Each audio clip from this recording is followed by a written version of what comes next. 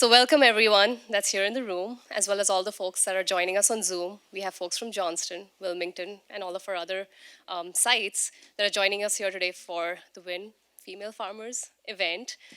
So as we all know, our Corteva purpose, our purpose, is to enrich the lives of those who produce and those who consume, ensuring progress for generations to come. So today, WIN is going to host the perspectives of the producers. But next month, October, the Pioneer Women's Network is going to host the perspectives of the consumer. So please keep an eye out for that event. We're going to send some more communications around that soon. But I know you're very excited to start this event off, so please join me in welcoming Jim Collins, our COO, to say a few opening remarks.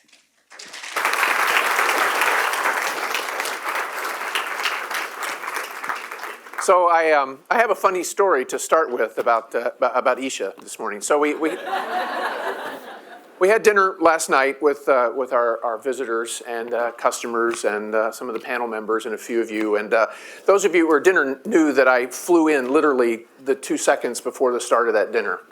Now, I had been in Boston and New York, and I had been working with the credit rating agencies that ultimately will rate Corteva as a company to decide whether we're going to be able to borrow money or not. So naturally, I wanted to look my best, so I looked like a banker walking in there last night. So Isha says to me, she goes, "Could you dress it down a little bit tomorrow?" Now, the second side of that story is I walk in this morning, and I'm standing in a crowd around her, and she's like, where's Jim? And I was standing right there. She goes, "Gosh, I didn't even recognize you." So I promise I will wear polo shirts more often. But I have my name tag on just in case she knows I'm in. Well, let me start by thanking you, Isha, and your team for the work you've done to set this up today. So if you were part of the design committee for this today and you're here, would you just stand up so we can say thank you? There's some in the back. Great.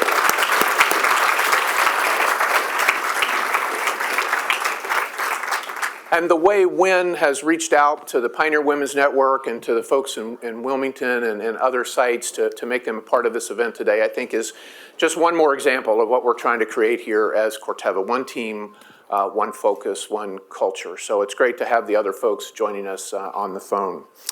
The next group I want to thank are the panelists that will be here and the other farmer customers that have joined us here.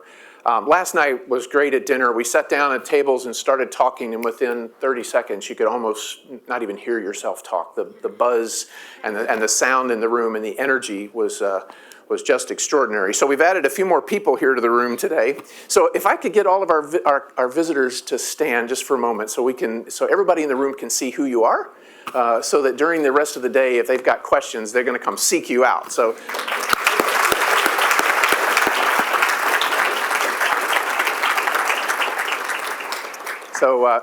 thank you. And Isha is right. You know, we started to build this company based on a very foundational and fundamental statement, and that is our purpose statement, about enriching the lives of those who produce. And all across this business for the last year, different groups and teams have sought out, how do we get that perspective in the room? So we've done a number of these, but for the different women's network to acknowledge that there's a very special role that women play in agriculture here in the United States. I got a few statistics here that women now account for 30% of farm operations in the United States. I didn't realize it was that high. That's just in the US. Globally, we would say it accounts for greater than 50% of women are the lead on the farm in agriculture. And for any of you who have been to Africa or India or China, you'll know that number is probably more like 75%. So women play an extraordinary role in agriculture. And Director Durham, who's the head of economic development in the state of Iowa, I texted her last night and I said, "Hey, I thought I heard a statistic, am I right?"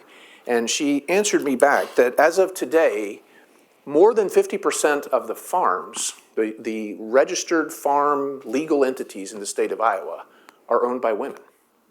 So there was another one that I didn't know. And then finally, the last statistic, which I heard about a year ago, and I think the number might even be higher, is that the enrollment in 2018 at land-grant universities for ag-related majors, 54% of the applicants and the enrollees were women.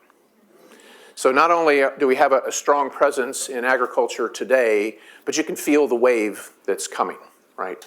So I congratulate you for thinking about this, of bringing this perspective here in the room. And I think the panel is just going to be extraordinary for getting that perspective. The other thing I find very interesting is we talked about this purpose statement of not only being those who produce, but also getting the perspective in the room of those who consume. And when we go out and look at external research, it shows that consumers most frequently trust two groups. They trust moms and they trust farmers. And can you imagine what happens when you put together mom farmers? So that's what we have here today, are some really great farmers, a few that I got to know really well last night. They're running extraordinary operations in what is a difficult environment, and they'll certainly share some of those perspectives. But many of them are moms, and they're managing the household and running the families and providing for the health and the education of the rest of the farm family that's associated with them. So it's a very special role that you play, and your perspectives are very special. So as we think about inclusion, and we think about the diversity of this business that we manage globally, having sessions like this, I think, is just so appropriate. So my job here really is to introduce the star of today, or the administrator of today, and that's Krysta. Over the last year, or almost 2 years now, I've had the absolute pleasure to work with her, and I tell you, the passion and the energy that she brings to the business, to agriculture, not only in the U.S. but globally, and especially her championship for women in agriculture is second to none. And so we're also very honored to have her here and for her to help moderate our panel this morning. So Krysta, turn it over to you. I did expect the women to come. I know what our network here is on campus and around the company, but it's not just women that need to hear this message. It's enlightened men as well. And we're so fortunate that we have a company where we do work together as a team, and it's men and women together to build this new company. But the tone is set at the top, Jim. It starts with you and the folks around you in your leadership team. And I see colleagues, men and women in this room, and I'm proud to be a part of such a team that recognizes the contribution of all of our customers, big, small, tall, short, men, women. It really helps.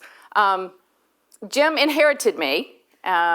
He did not recruit me to join the company. For those who don't know, I've only been on the company, as Jim said, a couple of years. And when I was leaving my last job, I was really deciding, it's a big move for me. You know, what am I going to do next? I'd never worked at the corporate level, didn't know if that was for me. I really thought that maybe an association, again, working directly for farmers made more sense. I'd kind of been working for farmers or kind of organizations that represented farmers or government, just never thought of myself as a corporate person. And Jim Burrell at the time was helping convince me that DuPont at the time was a great place. And then the merger was announced, and Mr. Burrell was retired, and things were kind of chaotic, and Jim all of a sudden was the point person for me to talk to about, do I make this leap? So I kept looking for all these signs to tell me that it was not. It's going to be crazy, which it is. It was going to be chaotic, which it is. And may not even work, which it is going to. Certain of that. So I just kept asking questions and really thinking this is going to be the sign that says, nope, you don't need to go there. Nope, this is not the place for you. They're not going to get you. I don't have that corporate mind, and Jed will tell you, I still ask about 1,000 questions about acronyms every meeting. In Port Suzanne or MBR, I'm always like, what does that mean? So I just didn't see myself fitting in. And then one of the final questions I asked Mr. Collins at the time was about my work in women in agriculture. And I just said it's something that is a lifelong passion. I grew up on a farm in Georgia. I know what my mother and grandmothers and friends and family members have done for agriculture, and felt like it's never been appreciated or recognized or valued in the way it should be. And I want to continue to be a voice that makes sure that it's heard, and that we see the women's contributions just like we see their male counterparts, whether they're granddaughters or daughters or wives or sisters, that it's still valued. And I want to go to a place that would honor that and let me do that and bring others with me and share and telling that story. And Jim did not hesitate. He said, yep, that's the kind of company we want to be. That's when we come together, and we were not Corteva, it was just still kind of AGCO. We're going to be the kind of company that sees everybody, that values everybody's contributions, not just one part of the team. And you can continue that work, you can accelerate that work if you come for us. I have to tell you, that was one of the final questions and answers that I got that made me want to be a part of AGCO and now Corteva. And Jim has never, ever backed down, even when it's been uncomfortable, even when budgets are tight and we have to be very focused. We have not forgotten all of our customers. And that certainly does include the women who are involved in agriculture across the globe. Today we're going to hear from 4 fabulous women. There are others, they're just representing, they're just the voices of so many others around this country and around the world. So I thank you, Jim, personally.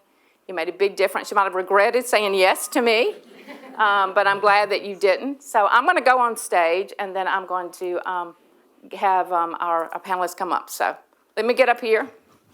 Hold the handle, I know that, the rail. I know, I've learned that. If nothing else, I am a much safer person since I joined this. I'm sorry that Susan Lewis is not here to have seen that and heard me yesterday. I started 2 steps with a phone in hand, and Kelly, who's with me, said, Krysta, you can't do that. And okay, I stopped right there and did.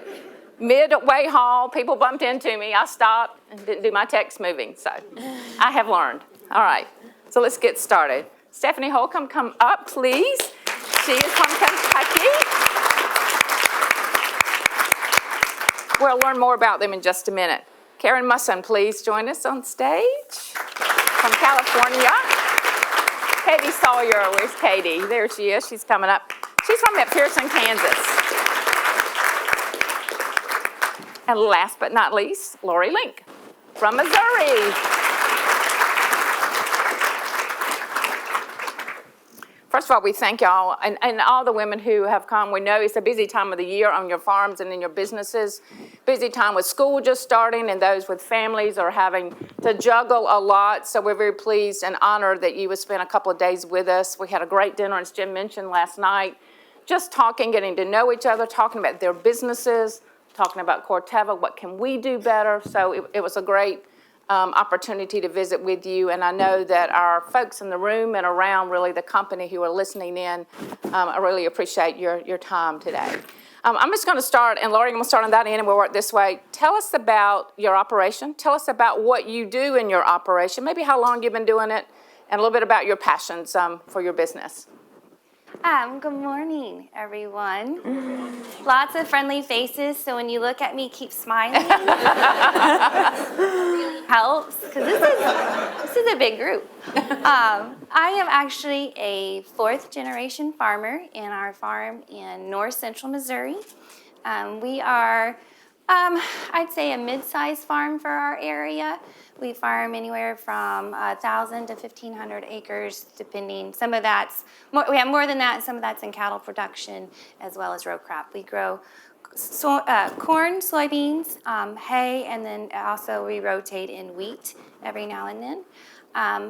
Upon graduating college, 6 days later, I got married, and 6 days later than that, after that, I was a resident of Texas for a short time, and then me and my husband spent time in western Kansas. So it was definitely a blessing for us to get to come back to the family farm, my family's farm there in Missouri. And what I do, it's kind of what I don't do. I will not run the planter.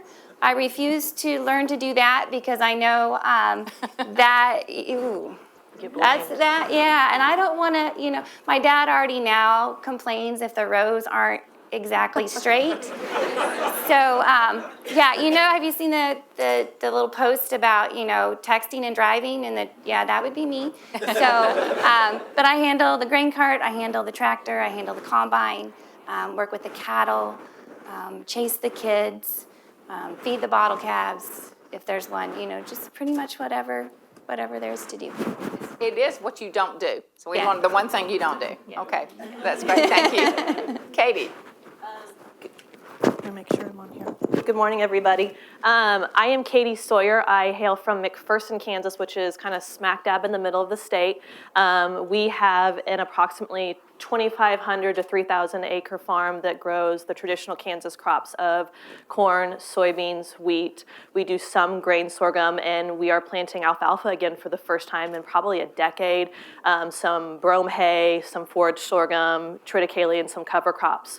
We have a very large Angus-based commercial cow herd that we have kind of a backgrounding lot there on the farm that we feed through the winter months. We calve out here at our farm as well, and then we use a lot of the grass over in the Flint Hills of Kansas to graze during the summer and fall months.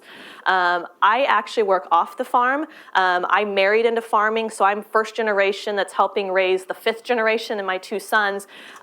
I like to provide the nutritional and logistical support, meaning I deliver meals and can help move men from one field to another. Those are my best traits right now. Off the farm, I have a unique and a great opportunity to work in policy development as I am district director for our U.S. Congressman, Dr. Roger Marshall. And so he is on the House Ag Committee and actually a member of the conference committee for the Farm Bill right now. So I've been able in a lot of ways to marry my personal world and my professional world, and that the work we're doing in DC is directly impacting myself and my neighbors. And I like being able to travel the state of Kansas and our district specifically to talk directly with farmers, ag associations, commodity groups, to really delve deep into what is and is not impacting them and where their priorities lie. And I can speak a lot to that just at our own farm. So it's been a unique opportunity, and it's served us well so far. So I don't help a lot on the farm, but like a lot of other moms up there, I try to take care of all the other things that surround the farm to keep the men working. That's great. Thank you, Katie. Karen. Well, so my background is a little different. I'm a third-generation farmer, and I am actually a distributor of Dow DuPont products, and Corteva. But so I own and operate a 70-year-old crop retail business called Gar Tutelian Incorporated. We're located in Reedley, California. Our claim to fame is we are the ERA. North American Ag Retailer of the Year. We were named the 2016 ARA Ag Retailer of the Year, and we are noted as being the single largest independent crop care retailer in the nation. We operate out of one location. We serve about 1,500 growers in the Central Valley. We represent 5 counties. We serve about a 100-mile radius from our operation.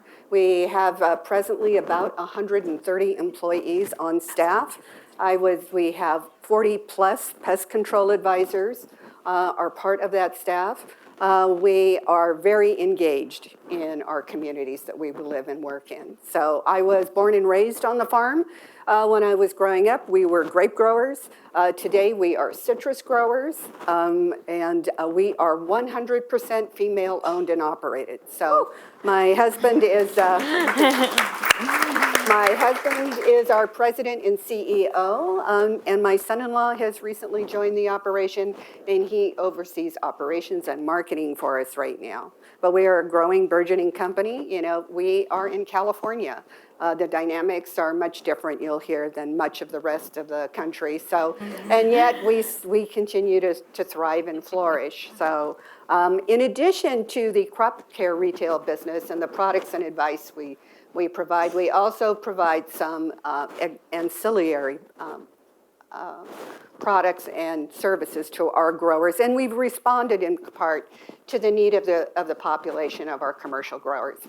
So we also provide water management and services. We provide customized fertilized blends, and we also provide to growers, and you don't have to be a customer of ours, but we do regulatory compliance and training. And we monitor all of our growers that are part of that service. So every week they'll get a check, and we maintain all their employee handbooks for them. We make sure that they're compliant in every aspect of the law, whether it be OSHA or product food safety. We also own and operate our own nonprofit foundation. We founded the foundation in 2003, and I am the CEO of the nonprofit foundation, in addition to overseeing marketing efforts of our crop care business. So since 2003, we have gifted and granted over $2.5 million. And they are project specific. As CEO, I get a lot of latitude on what I do. So we of course, we support FFA and 4-H and all the farm bureaus. We're members and active in all of our farm bureaus.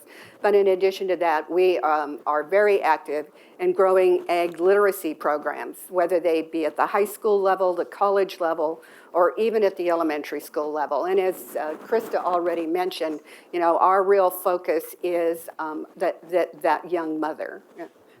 And so a lot of times we talk to mom through her children. I am also the voice and the marketing director of our company, so you will hear me 24/7 a day, every day, advertising on our local radio stations in our 5 counties, and sending messages to the consumer about all the importance of agriculture. So some things that I might say are, farming is a lot more than planting, plowing, and picking. But I'm trying to educate and let the consumer know that they can trust a farmer, that everything we do is sustainable, that we do care about them and the health of their children. It's about the land and the legacy of our growers. We want them to be successful not only today, but we want them to be here for future generations. You're one busy lady, Karen. I am one busy lady. Wow. I'm tired just listening to you. There's a lot going on in your life. I got accused of being a little overly passionate last night. Never. We appreciate it so much. All right, you, Krysta. Stephanie, tell us your story. Good morning. I'm Stephanie Holcomb, and I am similar to Katie in that I'm a first-generation farmer, but working in the 6th generation of my husband's family farm in southern Kentucky. We are just over the state line from Tennessee, so we're only about an hour north of Nashville, Tennessee. We grow corn, wheat, soybeans, barley, and rye. I work with my in-laws. My mother and father-in-law have run the business for the past 40 years. My husband came back to the business in 2010, and I came in 2012. My background is not in farming. I have a manufacturing background, actually, and my husband and I met when we were both working for Caterpillar. He had to go off the farm. His dad encouraged him to go off the farm, and so he spent about 10 years away from the farm working for Caterpillar.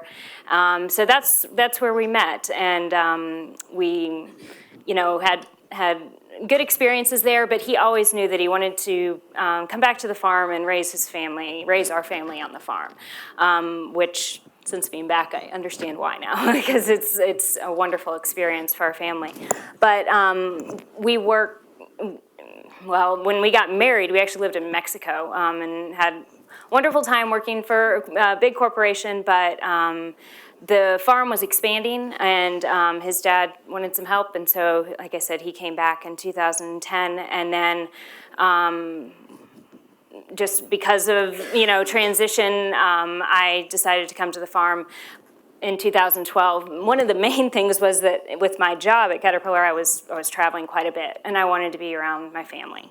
I didn't like being away from my son as much, and so luckily they found a place for me on the farm, and I basically brought in my manufacturing background to the farm. I helped organize operations, I essentially handle all of the data that comes off of our farm. I handle all of the input inventory, crop inventory. I manage our granular system, which I know is now part of this company. So I've worked with that for 4 years on the farm, and it's just my way of trying to organize everything, make sure that we are doing everything that needs to be done. We run about 6,800 acres, so it's enough. It keeps us busy, and plus we're spread out over Kentucky and Tennessee. It's about 300 miles in between farms, so we got to make sure we get everything done. So that's where granular comes in. It really, really helps us with that. I'm trying to think. So I said I manage all of the data on the farm as well as grain marketing and then working with FSA. I think you can tell the diversity of these 4 women who, and I know if we talk to the others who are with us and other women around the country, you'd hear the coming from different backgrounds. Not everybody grew up on a farm. Not everybody had that kind of family experience, either married into it or just, chose it by it. So I think the diversity, whether you're doing back-breaking or mind-bending work, you're still contributing to this great industry. So thank all of you. It's great to hear your stories and hear the diversity of your stories. I want to shift a little bit, and Karen touched on this, consumers. If you look at our mission, I know every employee here can recite it in your sleep, right? The new mission of Corteva. I won't ask you to do the pledge or anything, but I hope that you do know it. But we talk about customers, and customers are always at the forefront. I mean, that is the heart of a business like ours, and it's why we have these kind of interchanges and discussions and listening and learning from you. But consumers is in there as well, because we know if you who are farming don't have markets, then we don't have a market, and we don't have you.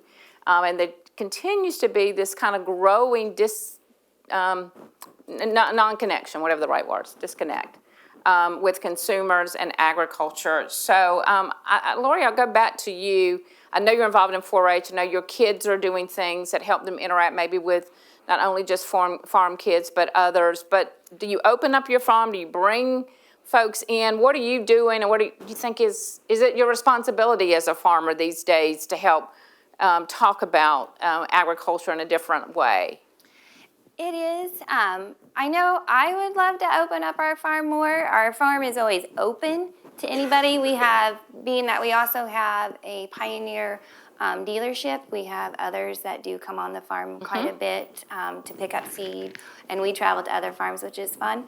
But I think one of the best ways, and having kids helps, is that it's just the little things. I think Katie has too, the era of blogs. So a lot of us are moms, so I had a blog for a while. Now I focus mainly doing advocating through Instagram and Facebook. Instagram's my friendly place. I like it. Get hearts and smiles, and it's a good friendly place. But I think the kids help in that too, is then they have wonderful experiences that other kids don't get to have and won't get to have, and so that's really fun. Just being at our county fair, anytime that the kids can interact with people, they do it and they love it. One of their favorite things to do is to feed marshmallows, the big marshmallows. It's a treat for the pigs. And people get a kick out of that. So it can be the big things to, talking about what we're doing, if we're planting a cover crop, or it's time to harvest, or it's having somebody pet your pig, your kid's show pig, and feed it a marshmallow. I think the gamut is out there of unique and different ways to get our story out, and I think we should try to embrace all of them. That's right. Stephanie, since you were more of a consumer than a farmer for a long time, has your mind shifted? Do you understand agriculture better, or the lessons you have learned in that growth, now being a farmer yourself, that you would share with consumers, someone in Atlanta or Indianapolis or Boston or New York that won't be able to make that change that you've made? What would you say? What have you learned, and how could you share that? When I worked at Caterpillar in Illinois, I asked, why do they let the corn get brown in the field? I mean, I did not understand. I mean, that is how far removed from agriculture I was, and now obviously I understand that. I've learned that. You ask what I've learned. Just being able to be in the position that we are is amazing. The percentage last night? There are so few. Less than 1% of. It's about 1% of the United States is farmers. Full-time. There's a little bit larger if you're talking hobby farmers or part-time, but full-time get your income from farming. Right, and or ranching. So we have a difficult job to get and help consumers understand what we do, and that's one of the things that I am, hoping to see from companies like Corteva is, I had no idea how much you guys were focusing on not only on the customer but on the consumer, and I think that is wonderful, because that is a focus that I feel like as a farmer that I want to focus on the consumer and be able to provide them with a product that they want, right? I don't, I want to make sure that what I'm growing in the field is something that a consumer wants. So I think it's wonderful that Corteva is making the effort that they are. And then also, obviously women. We're the ones that go to the grocery store. We're the ones that feed our families and make sure, and we are the ones making the choices of the food that we provide for our children. And I think 70% of women make food decisions, whether it's what restaurant you're going to go to, what you're going to buy in the store, what you're going to feed your kids in the U.S. and around the world. Somebody's even higher because men are not as engaged as they are in the U.S. So I think it's at least 70% are making decisions on food choice. Mm-hmm. And so we have such an opportunity to show what it is that we do to our communities. In our local community, we're involved with the Boys and Girls Club, a garden project that they have there. So just getting out and just helping kids to understand what is agriculture. The food does not come from a grocery store necessarily. That we can, and getting these kids involved in harvesting the food from the garden is a really neat experience. What are your girlfriends that didn't think of you being, a farmer or involved in agriculture? Did they give you a hard time? Oh my gosh, that is a wonderful question. It's really relevant, actually. You don't know this, but I actually just met with my girlfriends from high school less than a month ago. We got back together. It was our 20-year high school reunion. We didn't get to go to that, but we got together, and they're like, what is it that you do? I don't understand. What is it? Stuff grows in the field, and they're from Ohio. It's growing around them, but they don't understand. So it was really, really cool for me to be able to tell them what I do, where our product goes. We're lucky that we have been able to get into some distillery business in Kentucky, and so we can actually say, go. They understand that part. Exactly. Look, this is what we do. So yeah, it's a wonderful question. I'm really glad you asked that, because I'm like, I have a good answer. Thank you, Stephanie. Katie, I want to shift a little bit, because in your job, having been involved and working for members of Congress before myself, I know that your district, although it's an ag district, your members on the ag committee, you have non-aggies in your district as well. Yep. How do you deal with, and we won't talk about your boss, but how when those questions come up and you're trying to convince that a member should be on the ag committee, support for farmers is important, what's happening in trade matters, what happens with tax bills matters to farmers. How do you kind of balance that? And then it's a family issue for you as well. Absolutely. We look at it from an economic perspective a lot of times, because majority of these communities, whether they realize it or not, are built on a foundation of agriculture success. And Kansas is a great example that when commodity prices started slipping, and then of course oil prices also affected us, but a lot of these communities saw it, and they saw it in their grocery stores, they saw it in their hospitals.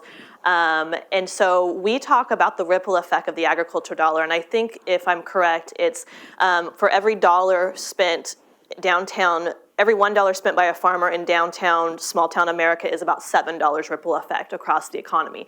And so when you put it into dollars and cents terms, those people start understanding real quick that you need to keep the people on your periphery alive and well. In order to keep your downtowns alive and well. The majority of our district, which is 63 counties in Kansas, is very rural, it is very sparsely populated, and so whether or not you're working directly on the farm, you're impacted by the success of the ag community, because we all, as farmers, purchase equipment, we purchase supplies, we also purchase groceries, and if it's a good year, we purchase an extra pickup, and if it's a bad year, we don't go on vacation, and we aren't using the movie theater quite as much. So, and so we talk a lot, and this has been a good opportunity with writing the Farm Bill currently, to talk about the Farm Bill and how how judicious we are with our dollars when it comes to helping the farmers through the crop protection program, crop insurance programs, and some of the other commodity programs. But we really do try to preach that the ripple effect of the ag community is greater than anybody realizes. And for those community leaders who have been around for a lot of years, they get that. It's the newer people to town that just kind of say, not a big deal. But it is 60% of the Kansas economy is agriculture dependent in one way or another. So it's huge for us. Wow, thank you. Karen, you told us about a lot of the things that you do with consumers already, but one thing that interests me was you're talking about your voice on the radio. So you are reaching a broader audience than maybe some of us have the opportunity to. Tell us about how that came about and what is your goal? Obviously, you're talking about your business, but you're using that platform to reach not only customers, but maybe consumers. Right, so look, a lot of our business messaging, of course, is done through marketing. Where we have a service, we have a lot of competitors in the field. So we have multi-branch competitors that are run and operated by big corporate businesses and also producers of ag products. So we are not a manufacturer of products.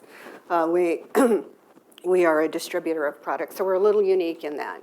But, I was born and raised in the same rural community that my father was born and raised in, and I went to the same school that he went to, and I had the same first grade teacher that he did. So, Small towns, yeah. And that's not something you can easily replicate anywhere else in the country today. But by good fortune, I also attended the first one-room schoolhouse that he did in first grade. And my sister missed out on a lot of those opportunities. But my first grade teacher, she still is a big person in my life, and she was a big person in the community. So it's not only just by necessity, it really is a passion for me. When I became CEO of the nonprofit foundation, I spend probably 100% of my time in the community.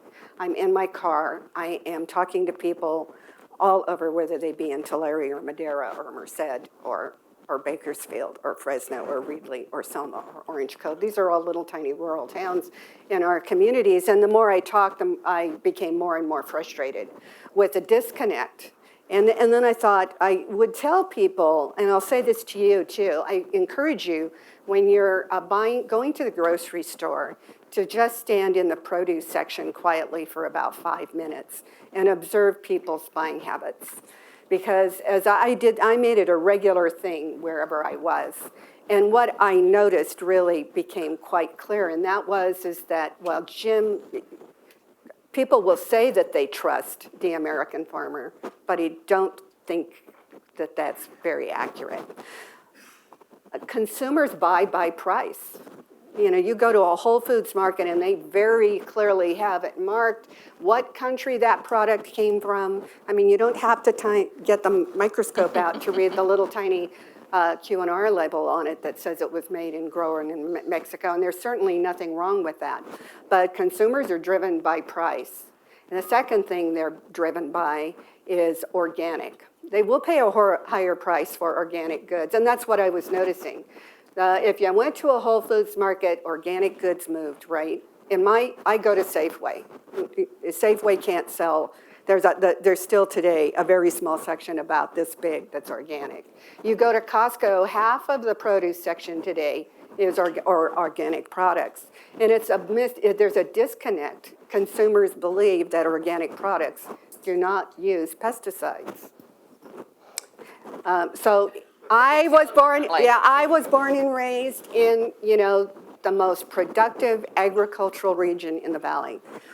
We grow over 400 specialty crops. They're not grown anywhere else in the world, okay? We produce 50% of all fruits, nuts, and vegetables for the world. And yet 15% of everything we consume is imported from another country. And that really bothered me. So I began talking to educators, specifically, as you said, FFA and 4-H instructors, about their experiences with their students. And what they said is, they don't know. So when we went into a classroom, and I have a friend, and we did a cotton We taught cotton, right? And one of the first things she said to them so do you know what cotton is? Nobody in the room knew what cotton is. Raise your hand. Not one student raised their hand. They didn't know what cotton was. She said, so what is your shirt made of? Shoulders shrug, right? She says, let's look at the label in the back of your shirt. Okay, what does it say? It says cotton. Do you know what cotton looks like? Do you know we grow cotton? That kind of was the spark for kind of my adventure, you might say, into ag literacy. We produce and sponsor a program produced by our Valley PBS station. It's called Valley's Gold. Our Farm Bureau president goes out and does 30-minute segments, and he visits farms across the valley, producing everything from aquaculture to nuts, right? We've been to tomatoes and garlic and cotton and dairy, and we do it all. So we've been producing, this is our 5th year producing this segment. There are 13 episodes in every one. You can stream them live. I would encourage all of you to visit one of the segments, maybe something you're specifically interested in. They're actually quite good, even though they were produced locally. We, in conjunction with that, we sponsor and underwrite another program called Valley's Gold Education Through Agriculture. And it's a program that is hosted by the National PBS Learning Channel, where teachers can go in and they can actually download and create activities if they want to teach ag subject matter. And that all resonates from I'm also a great Google searcher, right? There was a study done in 1954 in Kansas about teaching relevant subject matter. And so as I go into schools and I tell them, if you can make the connection, because everybody has to eat, right? That's the relevant subject matter that they actually were able to prove that children had better enrichment experiences. In addition to that, we also fund video conferencing, live video streaming of teachers out of the Kings County Farm Bureau, where we sponsor and underwrite a program by the Plant Foundation. It's called Farm Academy Live. Anybody anywhere in the world can stream live into their classroom. They send ag content and activities, so that cotton is sent to the classroom in advance of the lesson. Teacher can see the classrooms, and vice versa. So they're really interactive. We have currently about 200 classrooms across the world. A lot of classrooms use it, interestingly enough, not just to teach kids about ag, but they'll use it to teach children how to speak English. So we've gotten a double whammy on that. But I feel like there is a big disconnect. And one of the reasons is today you can go back to the grocery store, right? My best lessons come from the grocery store. Remember growing up, we could only buy fresh fruits and vegetables that were in season. Today, I can buy a watermelon 365 days a year. Okay, my uncle farmed in El Centro in the Imperial Valley. We only had watermelons when they were in season growing up. Nobody would even dare to buy a watermelon in December because you knew that it had been in the grocery store for 90 days, right? and it probably hadn't been refrigerated either. But today you go to the grocery store and you can buy, fresh tomatoes, you can buy fresh garlic, you can even buy grapes 365 days a year. So the variety and the plentifulness of fresh fruits and products, I think, really is another disconnect that maybe not only families have, but also children have. Thank you very much.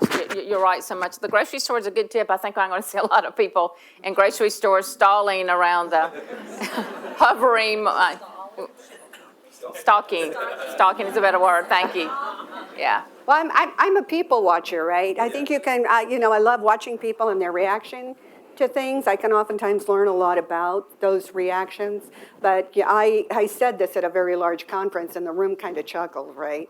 And later on I had a legislator call me and he said, I went and did that. He said, I never even noticed that before. Yeah. But he made a special trip to the grocery store just to challenge my theory, right? Well, I think it's a good challenge for us. If the folks in Indianapolis are going to think you're a little weird, but I think it's great. Thank you, Karen. It's great. I want to shift just a little bit because I had a couple questions, and I am going to open it up for all of you. So be thinking about your questions that we have not covered yet. But a couple of things, Jim talked about how many young women are going to college and majoring in agriculture. I looked at Robin, who has a freshman at Purdue, and Ag Econ, right? Robin, right here on the front row, her daughter just started this process.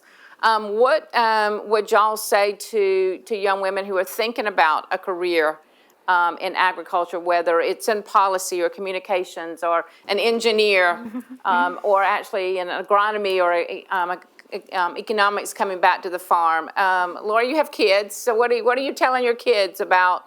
I know they're young, but what would you tell them as they think about college, or some of these young folks who are entering college, about careers in ag?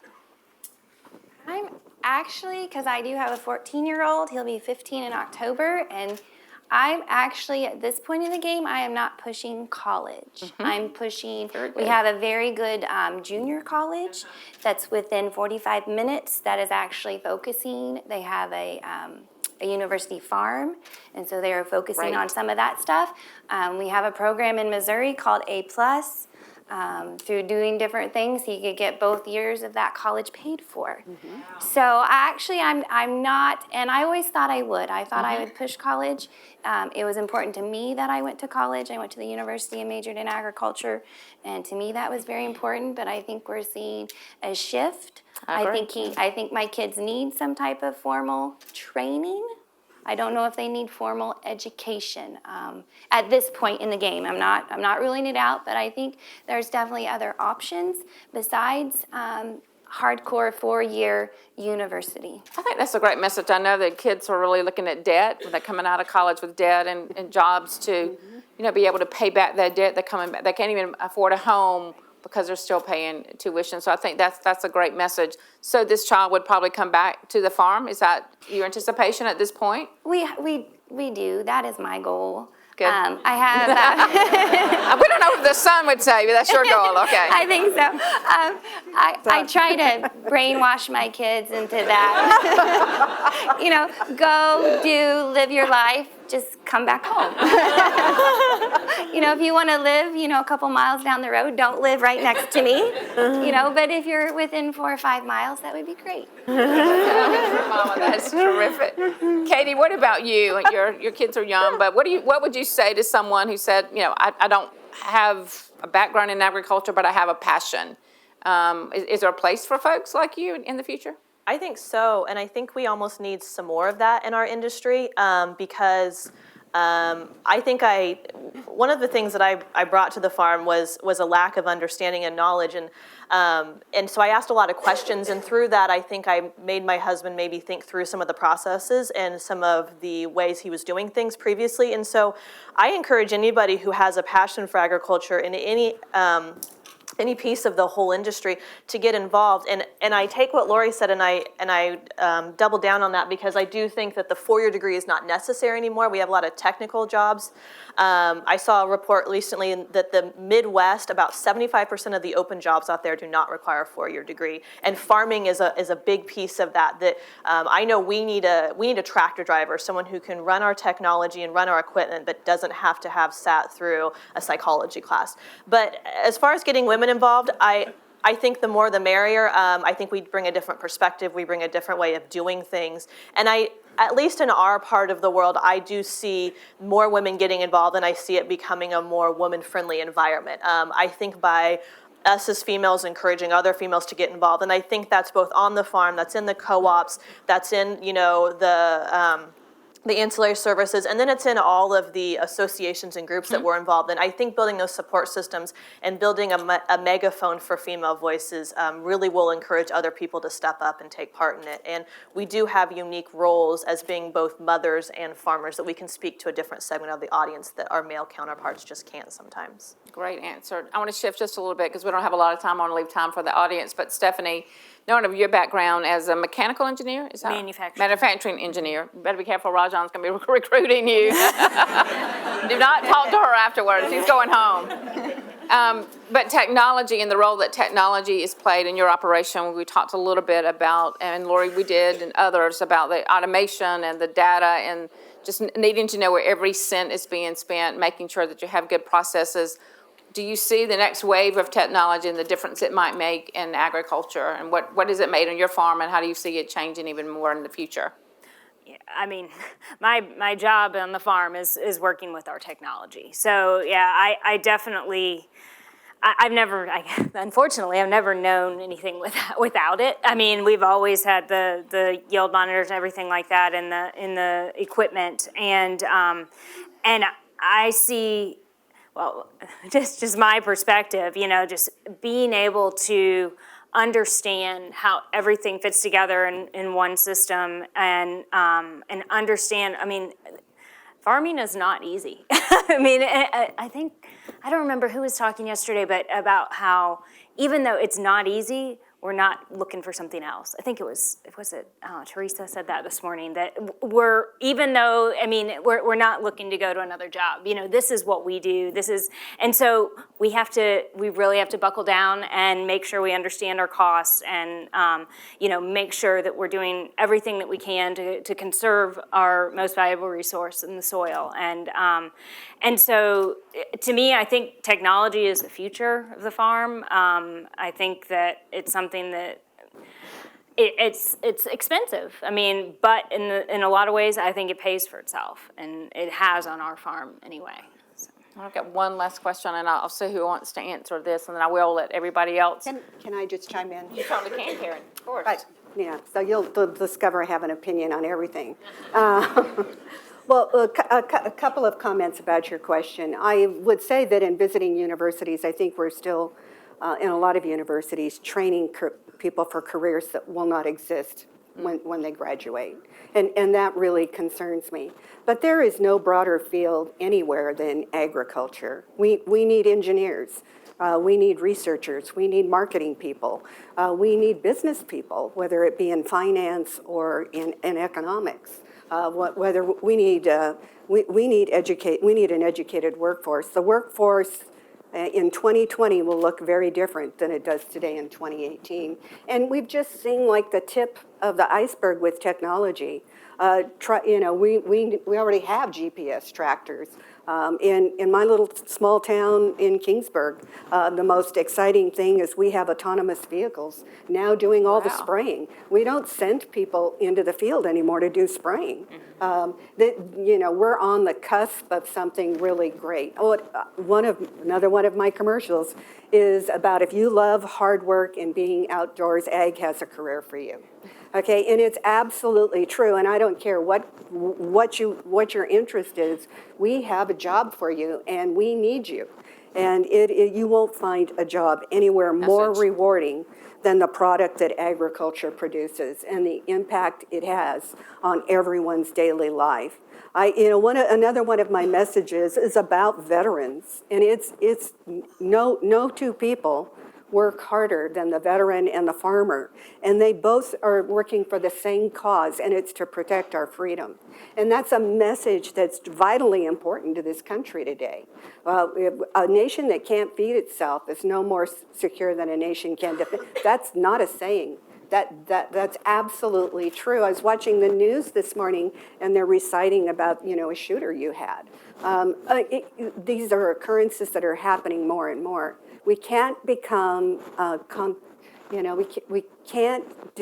we have to engage everybody we can on the importance of agriculture. Because if we begin to outsource our food, we're no longer a secure nation. And one of my causes is regarding the food bank. A lot of people have talked about Boys and Girls Clubs, which we work with, and whatnot, but the food bank, 1 in 3 children in the Central Valley struggles with hunger. And yet we're the most productive agricultural region in the world. And yet I have 1 in 3 children that goes to bed every night hungry. There is no excuse for that, right? There is such a void and such an opportunity for agriculture. I would encourage everybody to consider, engaging and advising their children and grandchildren that it's a very worthwhile career to pursue. It makes me want to plug our own garden. I see Heidi sitting there. And one of my first visits to this campus was to go out to the garden and wanted to see if they had okra. It's my favorite vegetable. Maybe not be everybody's, but we had some. I was pleased. But we have a relationship, a garden just right down the road here that we have a relationship with the food bank. And you're right, that is a way not only to educate people, but connect to the community and address hunger even in a Well, so country sponsored. one of my gardens is at the zoo, okay? And it's overseen by the Fresno State Jordan Plant Science Club. It's their community project. We did all the work to put it in, but they oversee it. It's their community project. But it happens to be at a zoo. So it's a very friendly, demonstratable area, right? And all of the products, the students decide what they're going to grow. They work with the veterinarians as to what would be healthy for the animals that could be fed to the animals. Everything is picked, harvested, and it's fed to the animals at the zoo. So again, it's a very interactive. It introduces. That's a cool idea. It introduces the consumer. It introduces kids to just a place they naturally are drawn to, which is a world-class national zoo. That's great. I am going to get this in, and you'll have to be patient with me. One of my titles, official titles, the Women in Ag is one that I just gave myself, but is Chief Sustainability Senior Officer. Vice President of Women. I like that. Yeah, right. Great. I love it. Yeah. It's Chief Sustainability Officer for Corteva, and I can do the whole thing, Agriscience, the Ag Division of Del DuPont. Say it all the time. Because of recognizing the contributions as a company, we have our own footprint issues and making sure that we are good citizens wherever we're producing plants or have our facilities. But we also, we all believe in our company, we have this ethic to help farmers be better stewards as well. So they can meet these growing demand from consumers, environmentalists, and others that don't understand really that we do take good care of the land and water and natural resources as farmers. So Lori or Stephanie, one of y'all, answer about the pressures you feel from the environmental community or, again, consumers or citizens who just are not aware of you as a good steward, and how we as a company can help you tell your story, help you have the tools you need to be sustainable.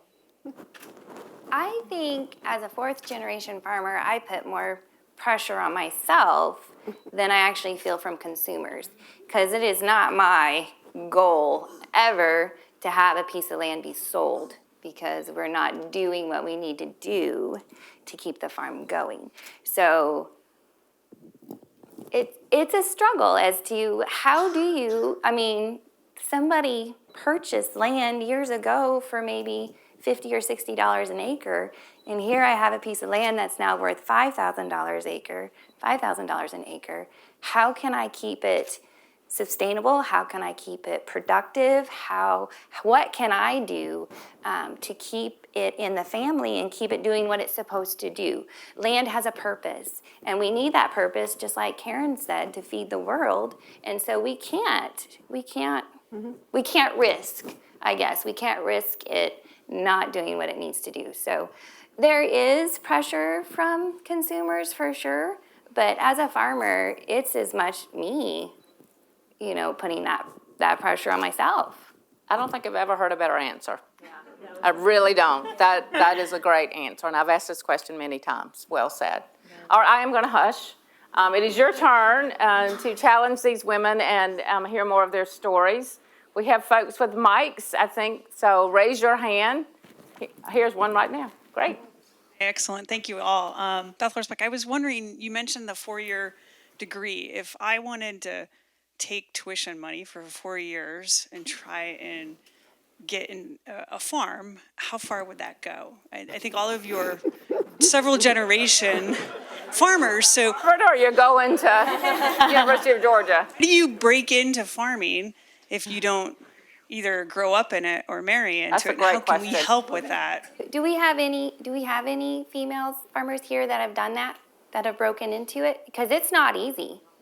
No, it's not. It's almost impossible. And it's not something that you probably as a female on your own can go to a banker and say, I need, $50,000 to farm. Has anybody in the audience done that? I- As well, I see a hand. I want to. Zoe? Wait for the mic. Here it comes. Sorry. Okay. So me and my husband last year. Tell us your name, what you do. Rena Brandt. I'm in customer service. So I actually grew up on a farm. My grandpa still farms. We didn't get that land. Obviously, he's still using it for his income. So I work off the farm. Last year we bought land. Land is expensive in Indiana. Oh, yeah. So with buying our land, we actually had to partner with the FSA office. We had to partner with the bank. There's a lot of paperwork that goes into it. We had to do a business plan for multiple years. And so we have 50 acres that we're starting with. That 50 acres will turn over and hopefully help us buy a little bit more and a little bit more. Last year we put beans on it. The prior owner hadn't been putting nutrients back into the land, so we did really bad yieldage. 30 bushels or less. That doesn't help. So this year, any income from last year went straight into putting nutrients in for our corn this year. We're lucky that our corn looks amazing this year. So Where did you get your seed? no, we are a pioneer family.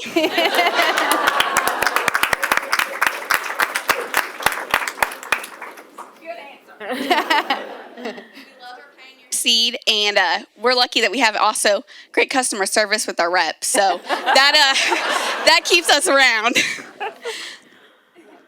It is hard. It's not simple.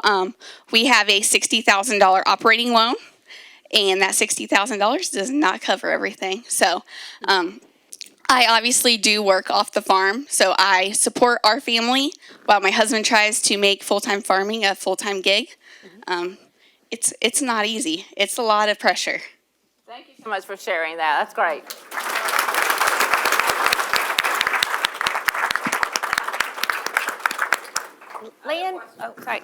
Land prices are very volatile in that in one part of the nation, it'll be completely different than another part. Where Katie's from, especially some of the dry land, or if it's got center pivots on it, irrigation type systems completely changes the value of it. It's very, you can't take a $40,000 college tuition and expect to go buy 400 acres. And in California, you couldn't buy one. Yeah. Wow. And with water, I might add. Here's a question. I'm Rhonda Ham. I'm in our community investment group. So my question is, have any of you run into a situation where parents are actually discouraging their children from going into agriculture because they have a bad association?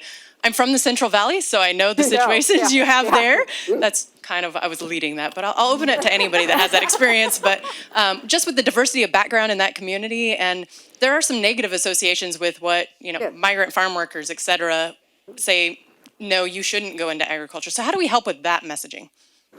Well, so what I hear a lot, so I'm from the Central Valley, and of course immigration is a hot topic all the time, right? And so you'll go into high school, I work with a lot of the local high schools, and they'll say that when you're trying to do an ag program, they want to, they say, well, the parents say, yeah, well, the parents don't, because it's hard work. It's backbreaking. It's 365 days a year, 24/7.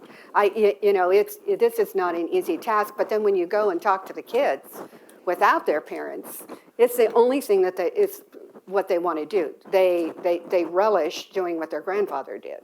They relish their grandmother. They relish those visits and the time they spent on the farm. I have to reiterate, farming today is not farming like it was in 2015. In 1835, 100% of the world population was in agriculture, okay? In 1925, 50% of that world population was involved in agriculture. Today, in the United States, it's less than 1, okay? So we consider, jobs have changed. Now, when I say 1%, they're talking about the farmer. They're not talking about all the people that are engaged in farming, whether that be an equipment manufacturer or the grocery store or even your natural resources, which are counted in that ag number of ag farmers, right? People that are logging and doing industry like that. So what I would explain to them is farming today is not, go Google the word Gus. He's the autonomous vehicle I was talking about. And show them that photograph. All those kids will want to do. My grandson, who's 2.5, is all into anything that's a big truck, right? Okay.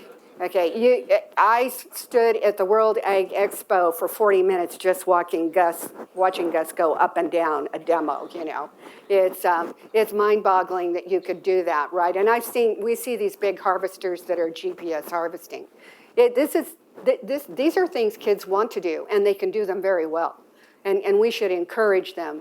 But again, I don't think our consumers are very informed about what farming is, particularly in California in the Central Valley, because they're told about an immigrant farm worker who's not being paid a fair wage and is taking the job away from an American citizen.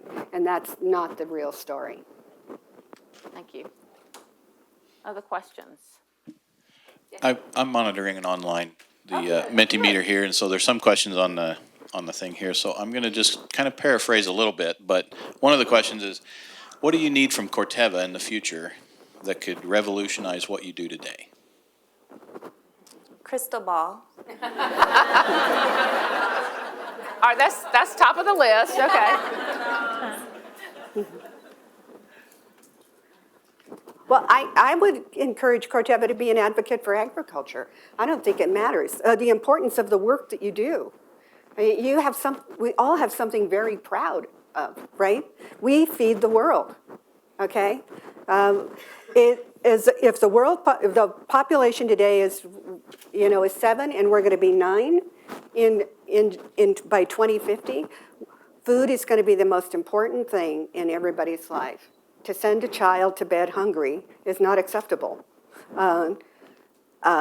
We have a great challenge ahead of us. The population's growing, there's going to be less land to be more productive, and we need to step up to the forefront and be able to challenge this. We need to be able for more healthy, vibrant food. We need to enrich, cultivate our local communities. Lori's community is probably the most important community in the United States today. It's that small rural America. And it's where our food comes from. It's where Stephanie comes from. We cannot forget that, all the messaging comes from, our media centers, Atlanta, New York, Chicago, San Francisco. That's not where food is produced. Food is produced in small town America and rural communities where the hardest working people you will ever meet, the best people you will ever want to know. Everybody is family and friend. That's America, and that's where our food is grown. And we need to be able to tell our story better. We all need to be able to tell our story better. Social media gives everybody an opportunity today to share just that special story. It might be somebody you just met in the grocery store talking to in the produce section. What did they say to you? Share that story. Share that story. But we don't brag enough, and we don't share our story enough. None of us do. Whether it's about our grandkids, my grandkids, or have I told you, my grandson, he is going to preschool, and my husband tells everybody he's teaching the class calculus, right? But we should be bragging. We should be bragging about everything we do. My dad always said farmers are kind of quiet, solitary people, and they are kind of quiet and solitary people, but they're the best, they're the nicest people. If you need a helping hand, you call a farmer and they will be there, okay? They will be there. They won't ask why. They won't ask how much it's gonna cost. They're there. They're there. For sure. I think if I could add on, you guys are the experts behind the seed, the crop production services, and what we need from you guys is the expertise and the transparency to talk about what you're doing and why you're doing it, because we are the ones that are putting it in the ground, spraying it on our crops. But if we don't understand the technology that's gone into it, the methodology that's gone into it, the chemicals that are in it, it's hard for us to then tell our consumers, tell our neighbors what's going on. And I think we learned the hard way with the GMOs of if we get too far behind this technology, we're too secretive about it, we aren't transparent with what we're doing and why we're doing it, it quickly becomes a narrative that's out of our control. And I know you guys are working hard on the CRISPR method, and I think that is really cool technology. And I've already seen a lot with your guys' names attached to it, talking about what it is, why you're doing it, how it's different than what we've done in the past. And that's great because I can look at that and say, look, the people in the labs, this is what they're saying about it. And I can use your expertise and your understanding of the products, because that's not my forte at all, to then relay that to the consumers and talk about the impacts and the positives of what we're doing and why we're doing it. It's a great message. Both of you have very good messages, and I think good challenges for us as a new company. That's a high bar. It really is. So that's good. Anybody, either one of you on the ends, want to add to, besides the crystal ball, Lori? I would second the technology and the trying to approach it differently. I do think that the CRISPR-Cas is something that is going to be in the future, obviously, and you all know a lot more about it than I do. But being able to educate us so that we can educate consumers, and I mean the fact that you are going to be having a consumer panel, that was really neat for me to hear that today. Understand what they want, because I do agree that the GMO thing is probably could have been done better. I think we would all agree. Yeah. Question right here in the middle.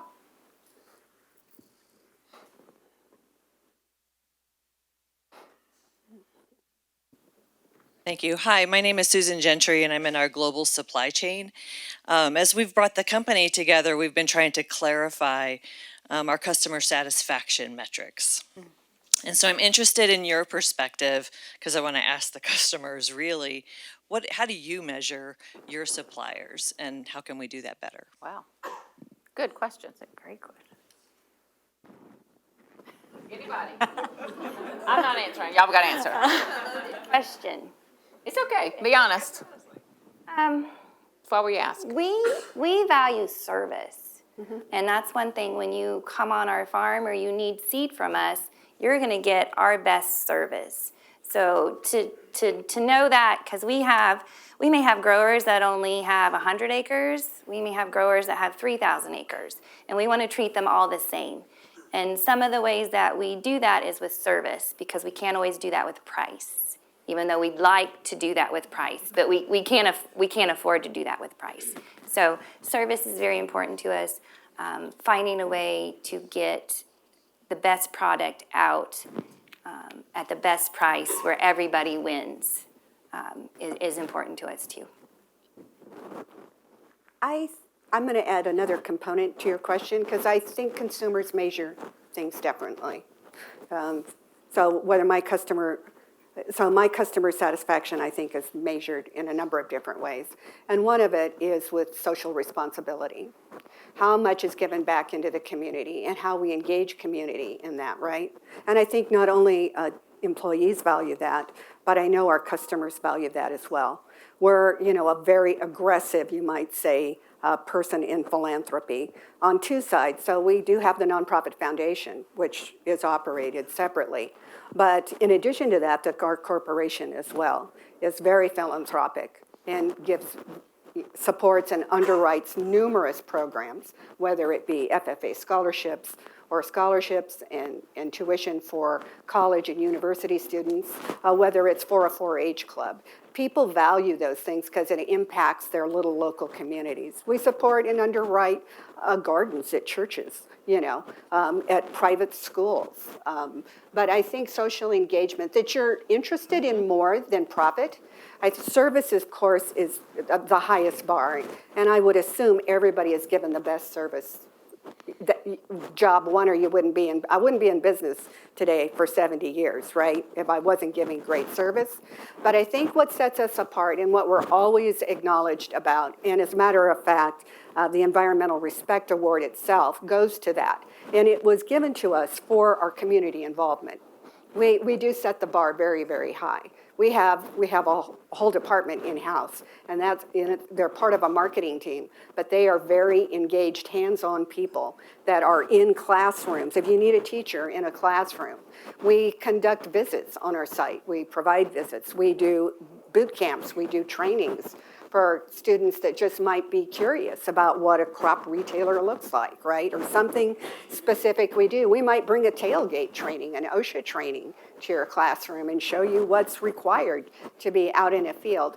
But I think being visible and enriching the community, and this isn't just me talking, it's really, truly something everybody believes in. But you got to remember, in small town America, our employees, our team members are all part of those communities. And reinvesting and creating a legacy for the future for them is as important to us as reinvesting and creating a legacy for our company. And they go hand in hand. One is not going to exist without the other. Good advice. Very good advice from both of you. Thank you. Online, is there a question? I'm getting several, and this is great. We appreciate everybody on the line that's submitting questions. I'm going to combine a couple. One is, what are any specific challenges you all have faced as a woman working on a farm that's pretty much dominated, the industry that's dominated by men? And the second is, what worries keep you up at night when you think about the next 5 years and how farming is going to change? Who wants the first part of that? If there's some points that the other farmers listening, the audience that you want to add, Yeah, of course. please feel free to raise your hands, and we'd like to get your perspectives as well. Good point. Right now, Missouri is in a drought, and we started off already dry. So we can't always worry about what we can't control, and we cannot control the weather, but the drought is going to affect us for years. We came into it already behind in the winter. In the fall, we were very dry in the fall. We did not get any moisture in the winter. Our first good snow was on Easter, which is April 1st. And I mean, it was a wet, heavy, heavy snow, and it still maybe brought, a tenth or two of moisture? I mean, that's the ratio of snow to rain.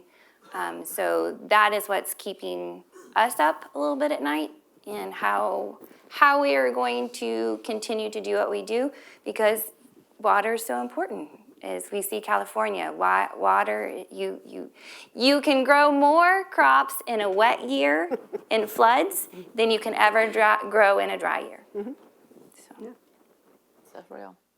Yeah, I think much of the country and around the world, if you talk to people around the world, they will say water should be the world's number one concern.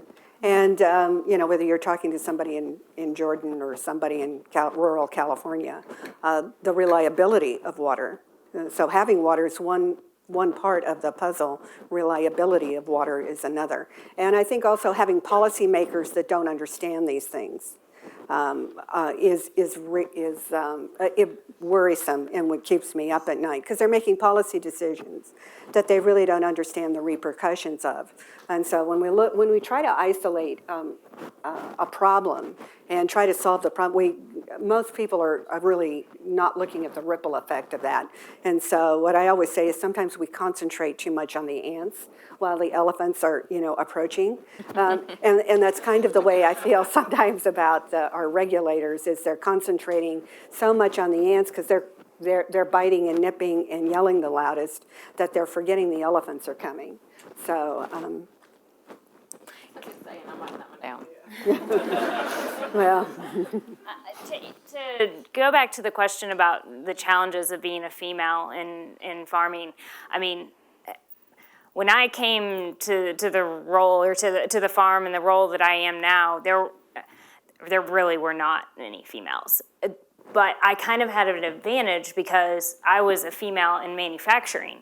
And so there's very few of those also. and so I guess for me, I didn't, I was able to overcome the challenge. And the thing that I think is wonderful is being able to network and have a community of women in farming, and what you all are doing here, and seeing the number of women here is really amazing. And I think that, there's no reason that we can't do anything that a man can do. And yeah, I had to earn respect. I mean, for sure, it was not something that they just looked at me. I mean, obviously, I had a lot to learn about agriculture, and I think earning respect and being willing to learn is a really important thing to do in trying to continue in this business, because it is hard. I mean, we are dry also. I mean, it seems like the Corn Belt is not, but we are dry, and it definitely makes things difficult. And that's as far as keeping me up at night, that's definitely one of the things. I was going to ask you, any of our other guests, if there's anything you want to add to either portion of that question. Good. Our seed sales rep in Central Missouri, and the area that we're in is a very, very small community. I mean, the county is like around 4,000 population total. It's a lot of small farmers. Probably the average farmer is probably 65, male. A lot of them about to retire. And for some of those, as a seed sales rep, I came right out of college into there. I think if I didn't have a family association with it, it would have been a lot harder to knock on somebody's door because they wouldn't take you serious. Like I had Decal brought in a girl straight out of college, came out of St. Louis, and we were doing harvesting a corn plot. And she rode with the customer, and then later on we all kind of dispersed, and he came up to me and he's like, I don't think you have anything to worry about with her. She asked me how I wash my combine, and that was the only question she had. I'm like, Oh, wow. it's got quite the uphill battle to kind of fight and earn respect. And I feel like as a woman, you got to earn it a little bit more. But it really, if you have that family behind you, it helps. But there's still a long ways to go. That's great. That's good input. Very good. We're getting close, believe it or not, to the bottom of the hour. Couple more questions, if we answer them quickly. Maybe one more good one. Who has a burning question? Pressure is on. I'll tell you. I'll let you know. John Dimmerly. I'm an area leader here in Indiana and East Illinois, manage both crop protection and the Pioneer brand.